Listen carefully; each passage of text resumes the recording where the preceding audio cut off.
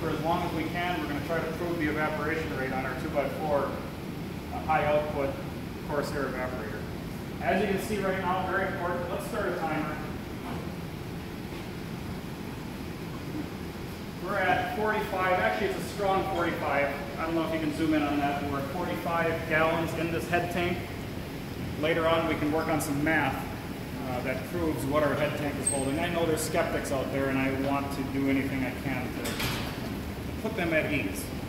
So let's just say we're at a strong 45 right now and the clock is running. So during this time, hopefully you don't get bored. We'll be making syrup and be showing you around our operation. And either we're going to run for an hour or we're going to run until this head tank goes empty and we have to fill it, whatever comes first.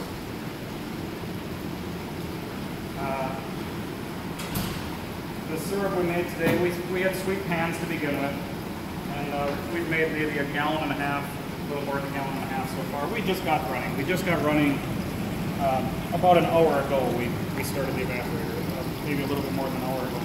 And for today we have about 250 gallons to boil total.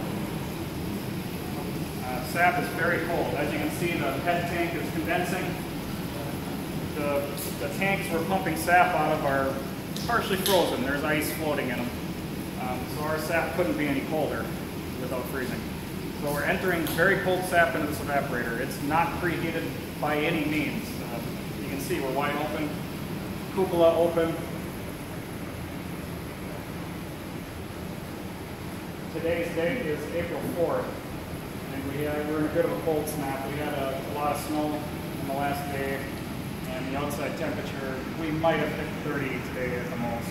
But it's been tough getting sap this year. It's been a cold spring like it has been everywhere in the Maple Belt. But there's a lot of season to come yet. So after I load wood, which I'll do in a couple of minutes here, we can look at this head tank. We'll take some measurements on the head tank. This evaporator is regular English tape measure here. Total developed length of the pans, 4 feet.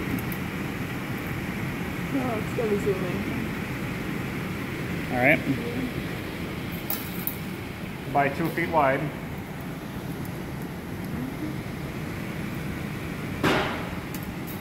This is an unusually short evaporator. We do build maybe a handful of these every year, these short 2x4 evaporators with high output pans. But we build very, very many of them in 2 foot by 6 foot and larger. Very, very many of these exact evaporators. This happens to be a raised flue. We build them in drop flue as well. This is on the Corsair Arch, which is one of the best arches in the industry. If you try to compare this against our Canadian competition or the leaders, their entry-level arches or their basic arches have cast iron fronts. They haven't improved on that since the late 1800s. This is airtight. It can be ran as natural draft, natural aspiration, but we are running a forced draft on this one, which is one of the options that you have on any Corsair evaporator.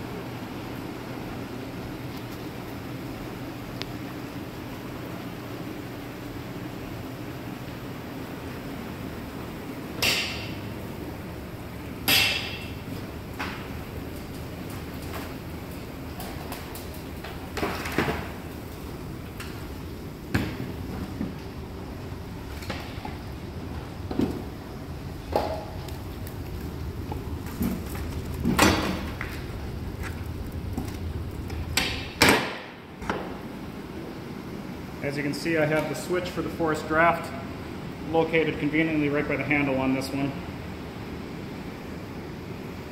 Our firewood is not optimal. For setting records and things, we shouldn't be using such big wood. Some people say you can't burn slab wood in an evaporator, or that you shouldn't. We burn slab wood. It's not ideal, especially these bigger ones. That's a big chunk of wood to throw into an evaporator. Firewood isn't ideal. Ideal firewood, this would all be split in half. But it is at least well seasoned, and we're getting high performance out of it. Never once have we checked the gallons per hour on this evaporator, this 2x4 evaporator. Not once have we checked it and found that it evaporated less than 40 gallons in any given hour. In fact, it's typically much higher than that. So let's just see how we do on our time run here.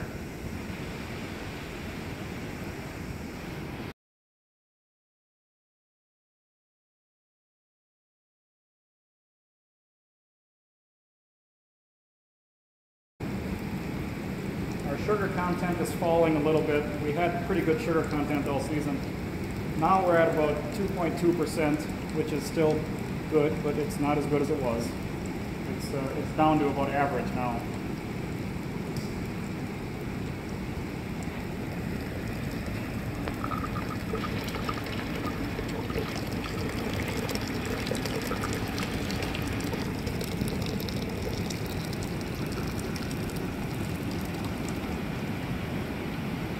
Kind of throttling it down.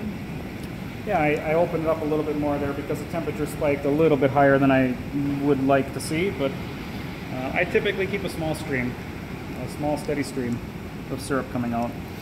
I like that valve to stay open as long as possible. On such a short evaporator, it's a little bit tough getting it to stay open continuously for 20 minutes like I would like to see. But we get it to open for up to 10 minutes at a time anyway.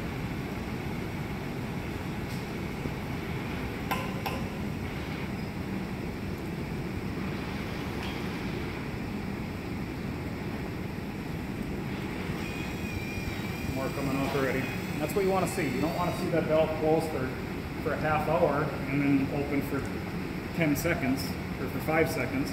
You want it to open for a few minutes. You want it to open for 5 or 10 minutes at a time, and then close for a couple minutes, and then open for a few minutes. Get that evaporator running steady and smooth.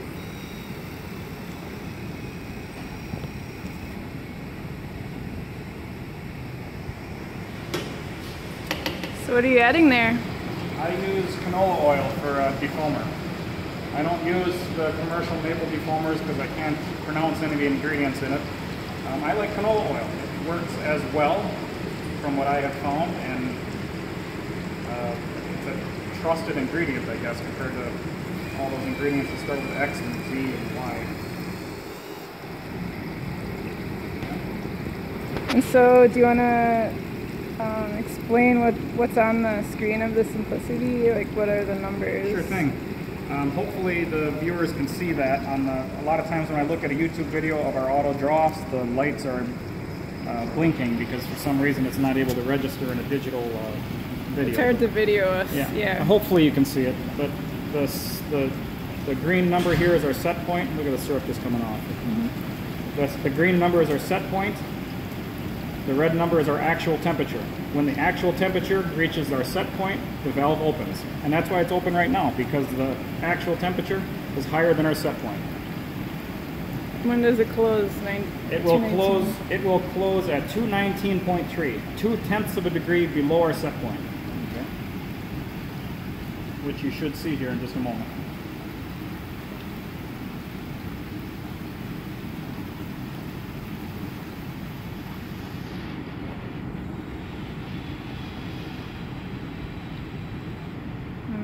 Close.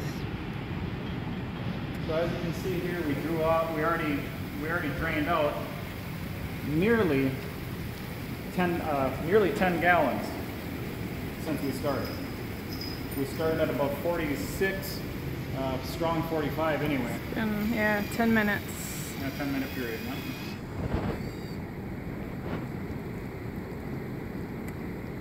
So I know in other videos you've talked about why you like to draw off heavy.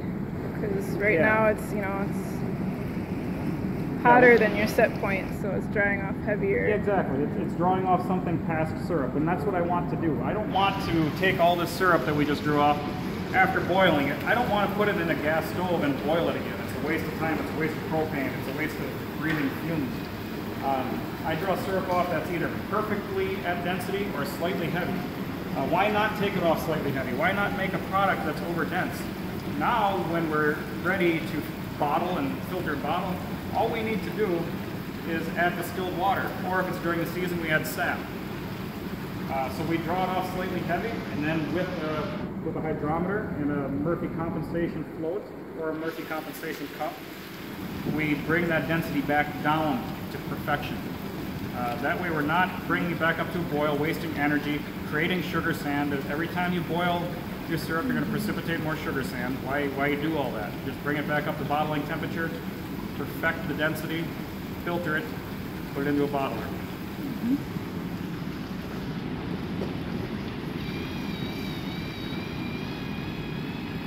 And as you can see, since we started the video, there's been almost a steady flow of syrup coming out of the evaporator.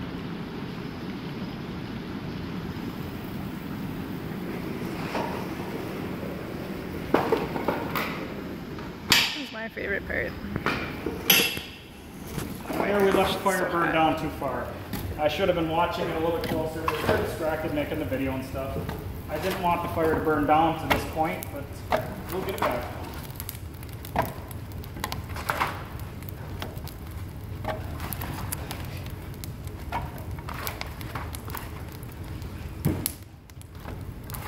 That big old log. I don't like those big logs, but gotta use them. I know today we're using the Simplicity auto draft, but we've got one other auto draft unit called the Guardian, and it actually monitors the stack temperature so that you'll know. It's an indicator if you need to add wood or not. So you'll know when you need to add wood. That's right. The Guardian, we used the Simplicity this year because we've done a lot of videos with the Great Lakes Guardian. But the Guardian would be my choice because then when you monitor stack temperature, you're not guessing on when to add firewood. Even when you set a timer and add every given amount of time, like every 8 minutes or whatever you choose, that's not as good as monitoring stack temperature.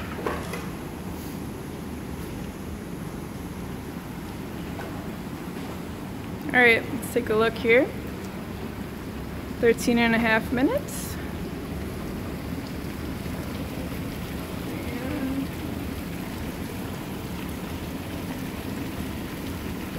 About 32 gallons.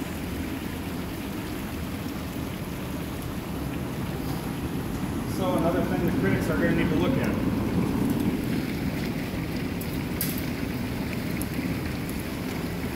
Our tank is 22 inches wide. Oh wait, do it again. I don't know if it registered. Yep, 22. All right. And this radius is exactly 11 inches. Okay, this is a 22-inch wide tank. This is a symmetrical radius. So the radius is 11 inches. All right. So that's going to be part of our math equation when I prove the volume of this tank. The other dimension will be the length of exactly 36 inches.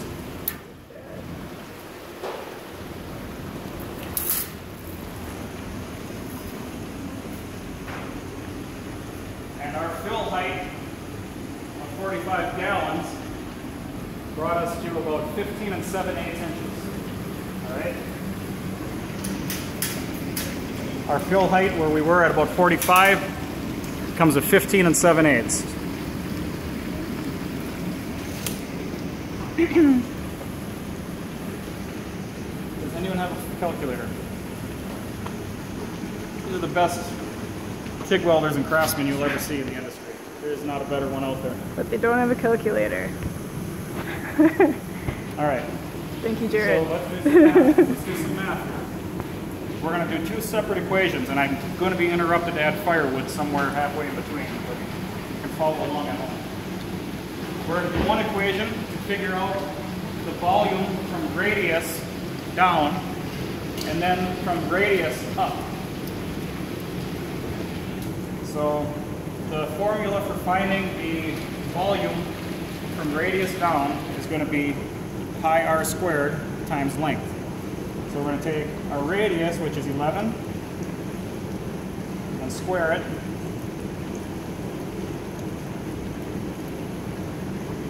Times the length, 36 inches. All right. Now the variable we're going to use is 231.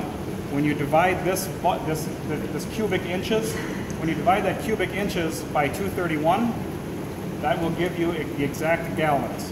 All right, so divided by 231.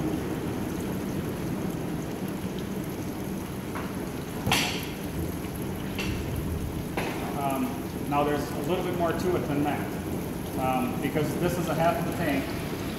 How are you doing there, Jared? Okay. 1 second.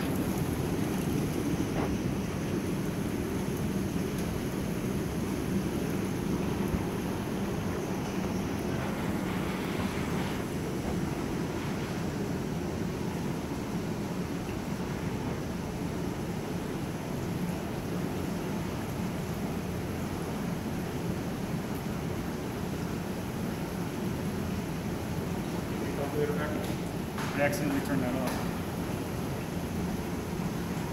All right, let's go over that again. All right, so we're going to take our radius, 11 times 11 times pi times the length of 36 equals 13,684. Now there's a little more to it than that. Before I use my 231 factor, we need to cut that in half because this formula gave us the volume of a full circle tank. We only need half of that. So I'm going to take those cubic inches divided by 2. Okay.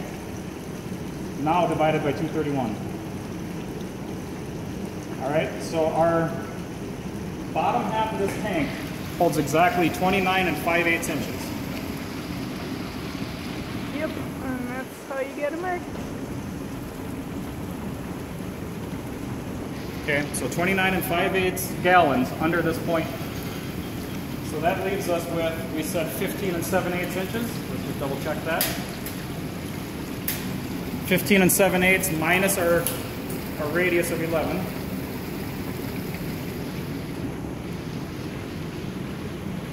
Equals 4 7/8 inches. This is real simple. Length times width times height. So 4 7/8 inches high by 22 wide.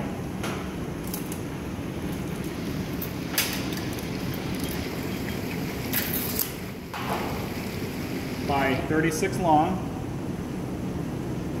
divided by 231.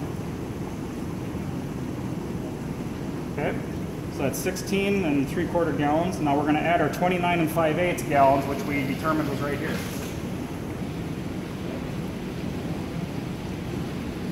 Comes to 46.336 gallons. That's right where we decided. That's right where we figured we started with at that mark of 40, just strong of 45. We figured it was 46. So we started off with about 46.33 gallons. We're going to add some wood here, and then we'll look at that head tank. We'll show you that there's no gizmos in there siphoning sap out or anything like that.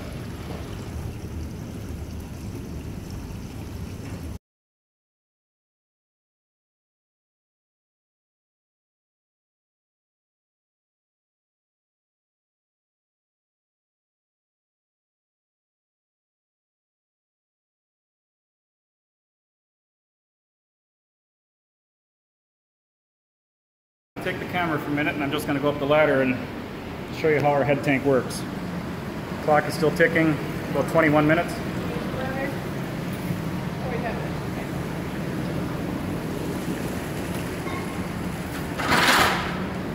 The way our head tank works is that it automatically recharges. In fact, I'm going to unplug this system. But essentially the way it works, if that float drops down to the bottom of the tank, there's a micro switch that turns on a pump. in our bulk tanks. So when that switch drops, it activates a pump in that tank. That pump feeds sap in. Here's the hose where it feeds in.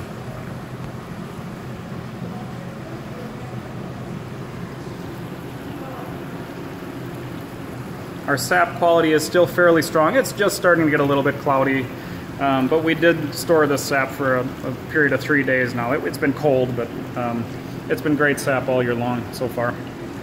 So nothing fancy or special here. There is no hoses or anything, as you can see, siphoning this out. Again, I'm only addressing you critics out there. I'm sure you're watching.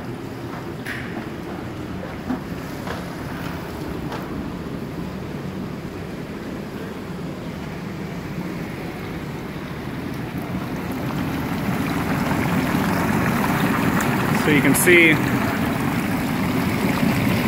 how hard the sap's boiling, right where it comes in from the float box. Hopefully you can see that okay. That's what you want to see.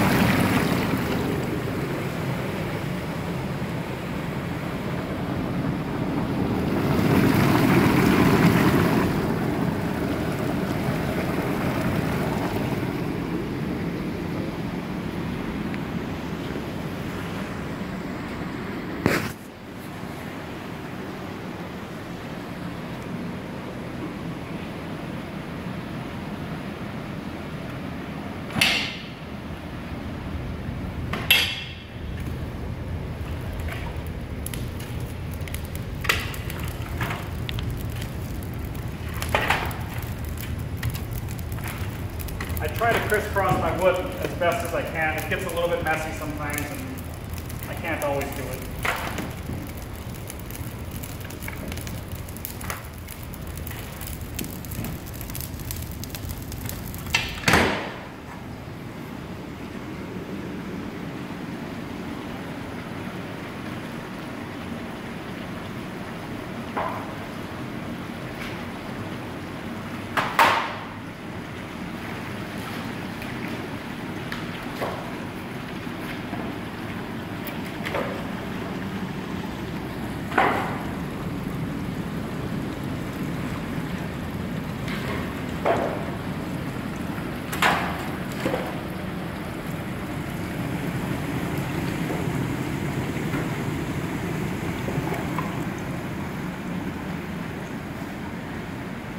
In terms of options we have on this evaporator, we have, of course, like I said, the high output raised flue pans. That's really the secret to the whole thing. That and the Corsair Arch. You wouldn't see such performance with any other 4-foot long arch. Any of those Canadian built or other built cast iron front evaporators, they struggle to even get a boil in the front compartments of the pan. Too much cold air leaking into the firebox. Now, if that cold air were going toward combustion, that would be one thing. But when a leaky door is allowing air in, that air is not helping combustion. That cold air is passing over the fire, cooling off your pans, cooling off the whole program, making things unpredictable, making draws sporadic and unpredictable. So we're achieving this performance, high output pans, but critically also with the Corsair airtight arch. We do have forced draft on this arch, which I did mention already. The forced draft, it's a lot of fun. It allows us to burn this big wood. Even still, this wood is oversized for a maple syrup evaporator, but we're making the best of it. And the forced draft sure helps with that. The arch has stainless steel sides on it. We have sight glasses on the incoming float box and the outlet float box. Of course, like we said, it has our most basic auto draw system, the Simplicity auto draw. We have a valve manifold set up, and always when you're running an auto draw, you should always have a manual valve in line with your automatic valve. That allows you to throttle it and run a small stream of syrup out instead of gushing a whole big full stream of syrup out, which can drain your front pan in a couple of seconds.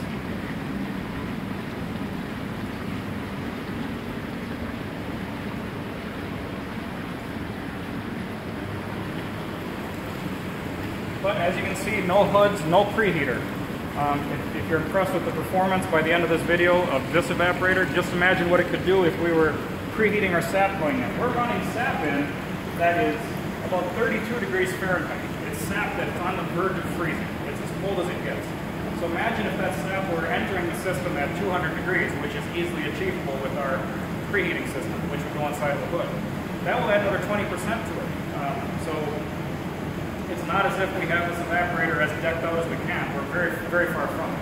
And if we were really trying to make an impression, we'd be using our silver plate, which is a much hotter evaporator yet. And we're using a pretty modest system here for our company.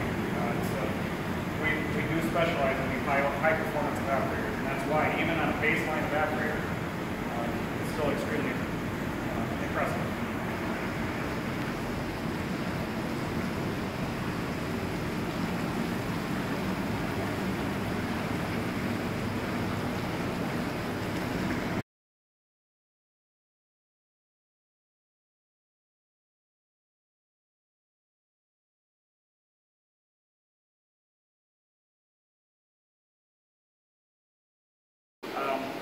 We had some kind of interference on the camera, but as you can see, we might have lost a couple of minutes there. But as you can see, the clock is still running from when we set it. And we're also backed up by a surveillance camera, a GoPro camera, and a tablet right there, all recording everything we're doing here. So, skeptics, got you covered.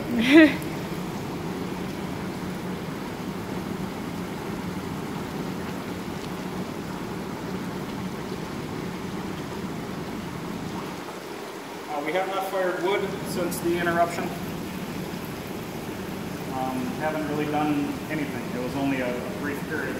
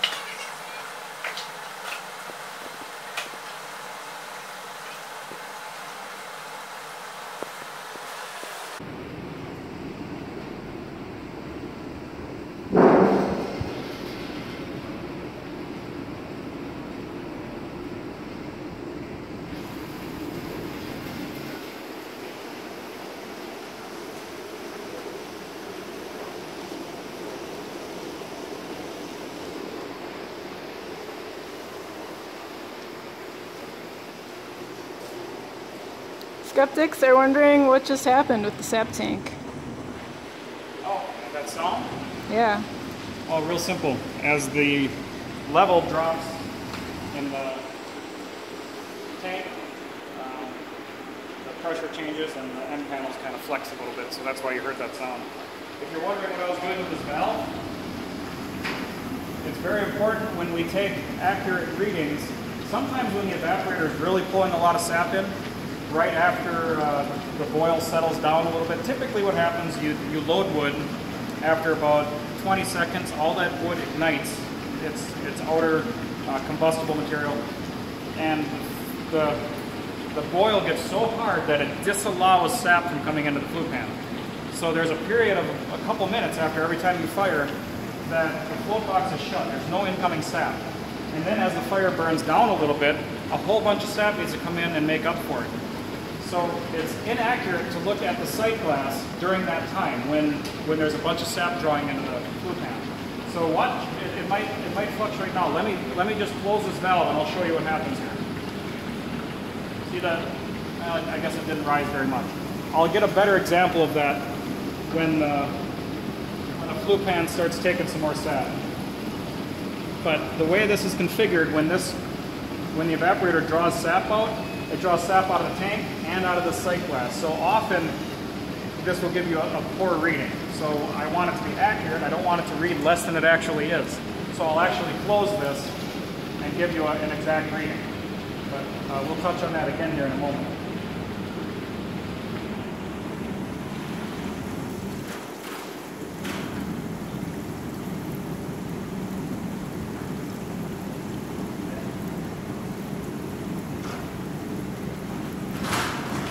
Another thing I'm going to do is unplug my pump.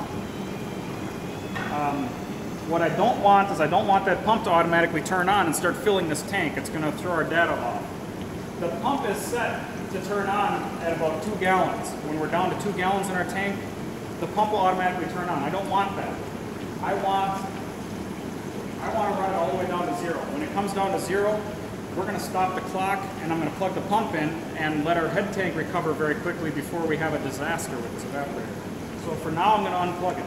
I'm only unplugging it because we're going to be very closely supervising the evaporator.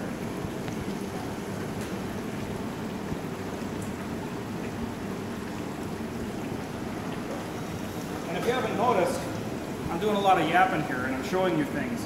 All the while, we've been making syrup. The automatic draw system has flawlessly, accurately been taking the syrup off for us regularly through this whole video. Here it goes again. We almost don't even need to worry about it. It's doing its job. And if it doesn't, it's going to be backed up by an audible alarm. We have it set right now so that if this temperature exceeds this temperature by 4 degrees Fahrenheit, it's going to sound an audible alarm that everyone in this building is going to hear. And we can then see what's going on, we can fix the problem, and we have some time to react before the pans are burned up and the syrup is burned up. Here we go again, we're yapping and the syrup is coming off.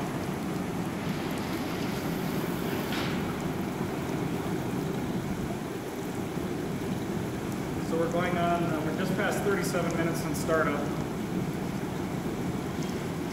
I close this valve to make sure we're getting an accurate reading, and we're at about 16 gallons here.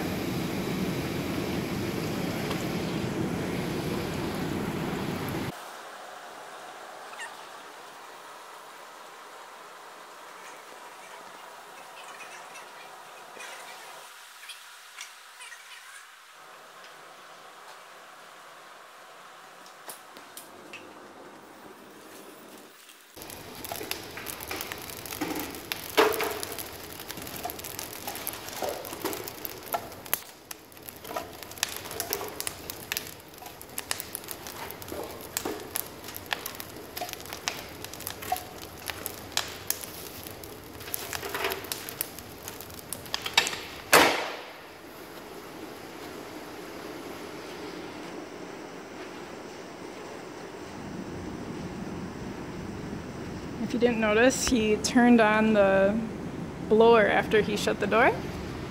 This is a switch for the blower over by the handle there. Yes, the down position is on with that blower.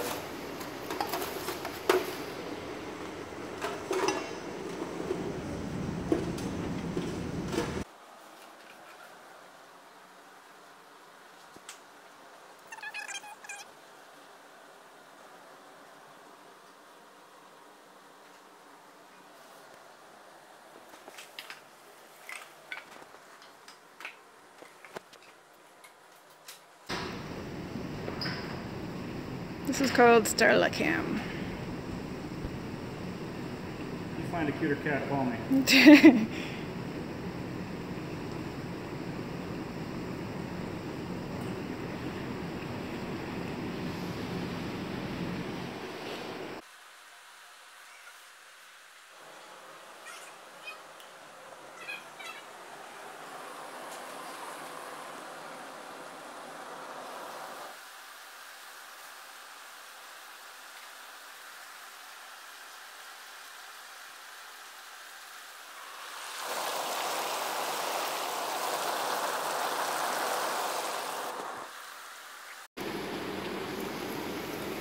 Here's our cold raw sap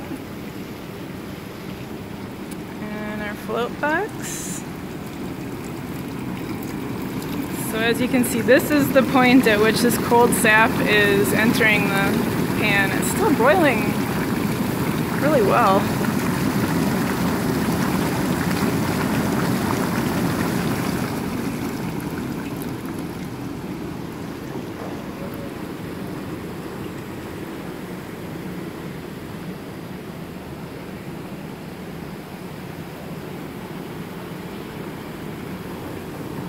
After the sap comes in through the float box, makes its way through 3 channels. comes out to this float box. And this float box will regulate the depth of the front pan. Sap enters the front pan right here in the front.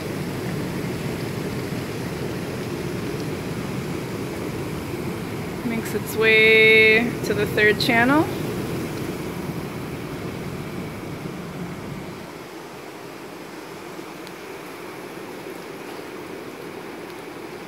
So we draw off of the evaporator at the hottest point, which is this third back compartment here.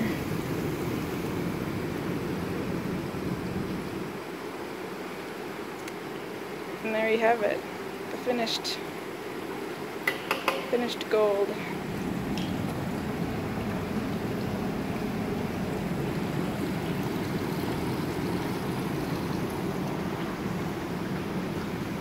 So here's a good example. See what happens when the valve is open? It's showing us down around 7 gallons. That's because the evaporator is taking sap right now. Watch what happens when I close it. You see? That's why when we're when we're actually measuring it, we'll have this valve closed. When we first measured this, we were at about 46 gallons, and this valve was open. But any inaccuracy in that reading would be to our critic's advantage. You see, that would have showed that the tank was less full than it actually was. When it was this full, I knew, it was right after we fired when we started this video, I knew for a fact that the float box wasn't allowing any sap in. So by closing this valve, there would have been no advantage. And to repeat, any inaccuracy in that 46 gallon mark with this valve open would be to our critic's advantage. That would be to our disadvantage, improving the performance of this evaporator. But, real deal, we're under 10 gallons right now to go before zero. So we have gone through a solid 38 gallons already in 46 minutes.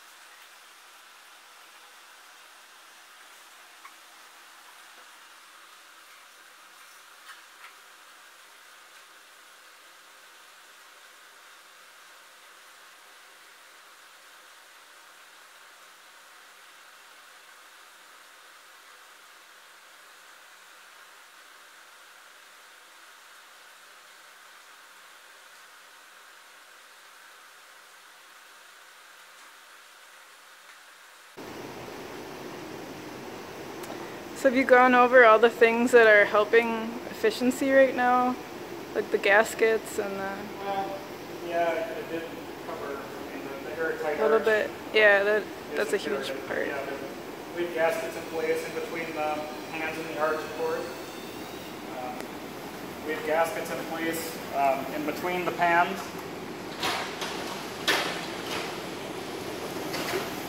It's called a stiffened gasket. Yep, stiffened gasket there and in the back as well. That just keeps cold air from getting pulled into the firebox and into the arch and cooling off the pans. Again, to reiterate, very, very important on any auto draw system. Even when you're manually drawing off, let's just forget about auto draw.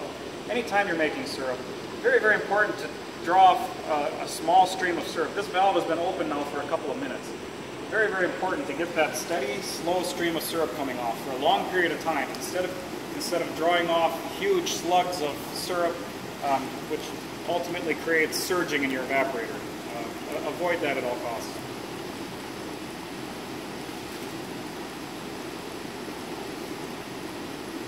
The temperature has been steady. It's just taking off this small amount of syrup. And if you're filtering right off your evaporator with cone filters or flat filters, how nice is it to take a small manageable stream of syrup off instead of a big gush of 3 gallons that overwhelms your filters.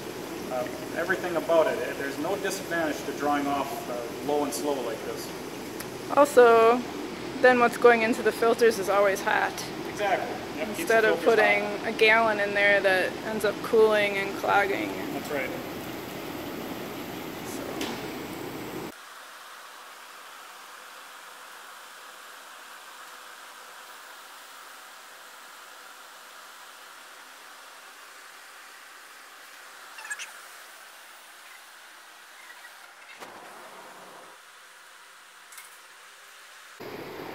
Okay, we've got about 8 minutes until we've been going at it for an hour.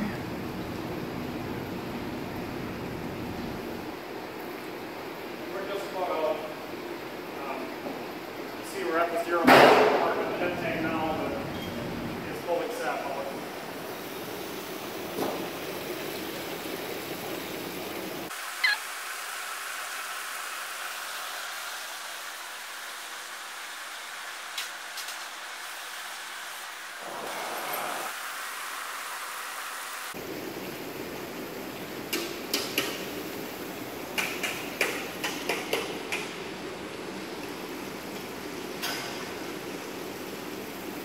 And there I just heard the switch kick on. Of course, I unplugged the pump, but I heard the switch kick on to call for more sap, which we're not going to allow it to do.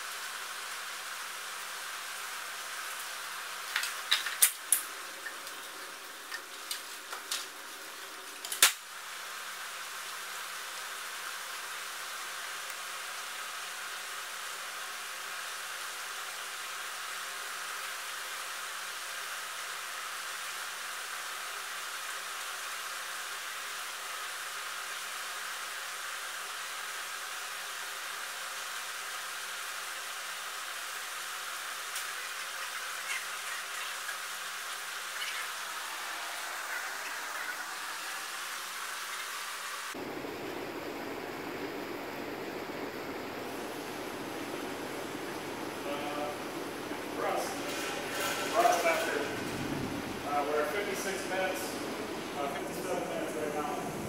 And I don't know when we ran out of sap, but we're going to start running sap in, and we'll do some math here in just a minute.